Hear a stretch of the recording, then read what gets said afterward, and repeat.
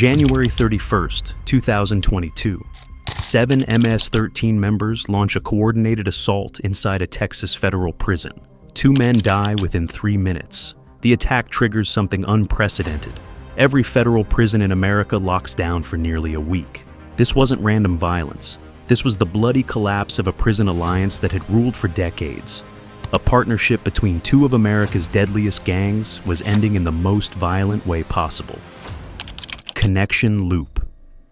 To understand why this alliance exploded, we need to go back to where it all started. Back to when MS-13 was hunted, beaten, and marked for death inside California's prison walls. Main content. The Mexican Mafia, known as La M, has controlled California's prison system since 1968. With only 350 to 500 official members, they command an empire of over 50,000 foot soldiers on the streets. They don't run their operations through brute numbers.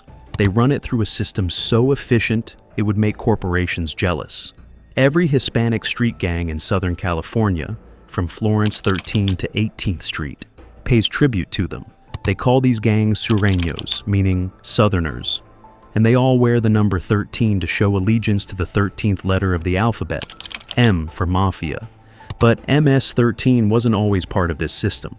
When Salvadoran immigrants formed the gang in Los Angeles during the 1980s, they were outsiders. The Mexican Mafia saw them as disorganized, violent, and dangerous. Not in a useful way, but in a way that drew unwanted police attention. The EME issued a blanket green light on MS-13. That's prison code for kill on sight. MS. 13 members entering California prisons were beaten, stabbed, and murdered. Other gangs joined in. It was open season. By 1993, MS-13 faced a choice: submit or die. They chose survival. The gang added 13 to their name, becoming MS-13, and joined the Sureño umbrella. They agreed to pay taxes to the Mexican Mafia and follow their rules. In return, they got protection inside prison walls. But this wasn't partnership. This was subordination. MS-13 had no seat at the table, no voice in decisions, no share of the profits. They were foot soldiers, nothing more. For nearly 2 decades, this arrangement held. MS-13 expanded across 48 states and into Central America. They became one of the most feared gangs in the Western Hemisphere. Yet inside American prisons, they still answered to the Mexican Mafia. Then came 2011. A historic shift began with an MS-13 member named Luis Gerardo Vega, alias Little One. Born in Mexico, Vega had earned respect within MS-13's ranks. The Mexican Mafia noticed. They were orchestrating something called the Project, a massive drug distribution alliance with the Knights Templar cartel from Michoacan, Mexico. The Familia Michoacana would supply methamphetamine.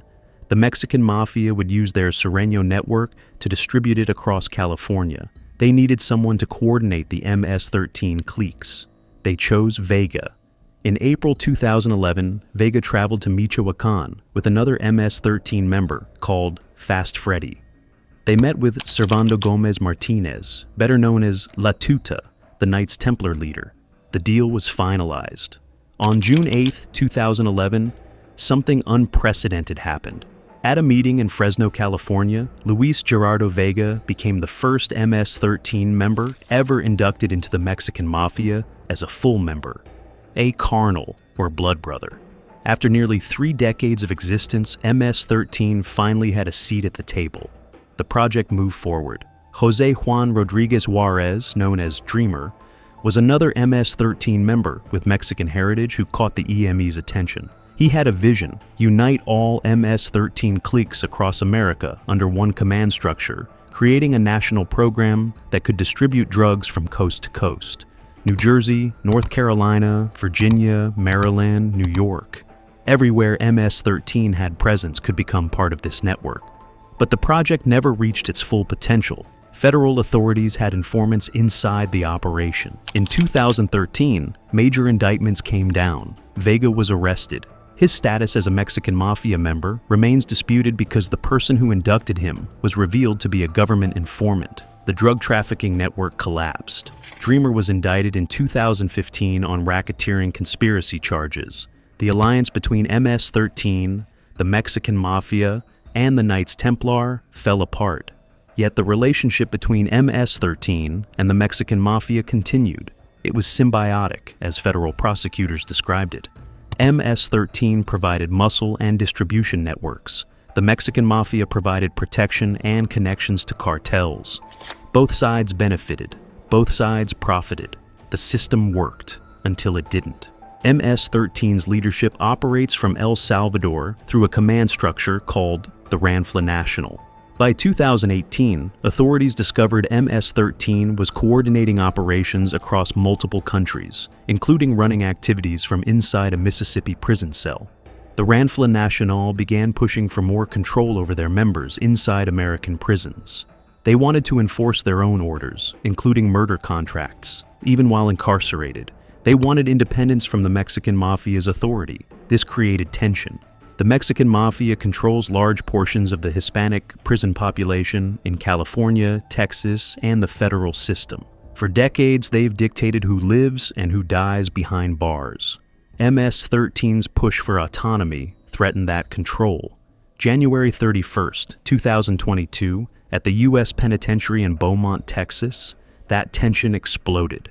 7 MS-13 members converged on a housing unit. Their targets: Sureños members and a Mexican Mafia associate. The attack was coordinated. Juan Carlos Rivas Moreira, a 45-year-old high-ranking MS-13 leader from El Salvador, initiated the assault. He approached 54-year-old Guillermo Riojas from behind and stabbed him twice in the chest. Riojas collapsed immediately. The other MS-13 members descended on him, kicking and stabbing his motionless body. Then they went after Andrew Pineda, a 34-year-old Mexican Mafia associate. The attackers chased him, cornered him, and unleashed a brutal assault. When it ended, Pineda had suffered more than 45 stab wounds across his body. 2 other Sureños members were also stabbed, but survived. The entire attack lasted 3 minutes. Both Riojas and Pineda died from their injuries. The Federal Bureau of Prisons made an unprecedented decision.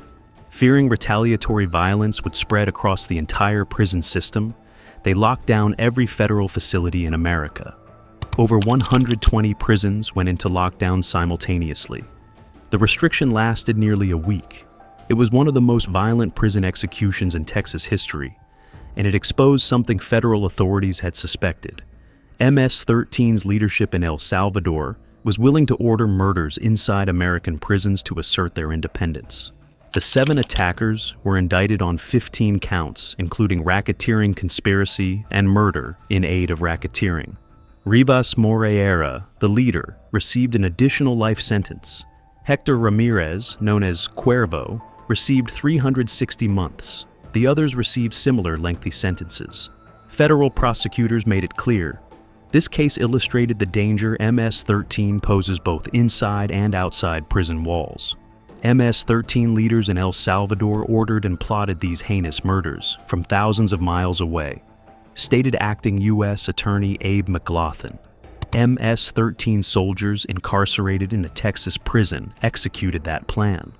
The symbiotic relationship between MS-13 and the Mexican Mafia had deteriorated into open warfare. What started in 1993 as a subordinate arrangement evolved into an uneasy partnership in 2011, and finally collapsed in blood in 2022. The Bowmont attack wasn't about territory or drugs. It was about power, independence, and control. Today, that relationship remains fractured. MS-13 continues operating across 48 states with an estimated 10,000 members in America alone. The Mexican Mafia still controls vast portions of California's and Texas's Hispanic prison populations. But the alliance that once united them under the Sureño banner has been permanently damaged. The 2022 Bowmont attack proved that even inside America's most secure prisons, gang violence can erupt with devastating consequences. It showed that MS-13's leadership thousands of miles away in El Salvador can order executions inside U.S. federal facilities. And it demonstrated that when prison alliances collapse, The violence that follows can lock down an entire nation's prison system. The shocking alliance between MS-13 and the Mexican Mafia didn't just rock the prison system, it redefined it.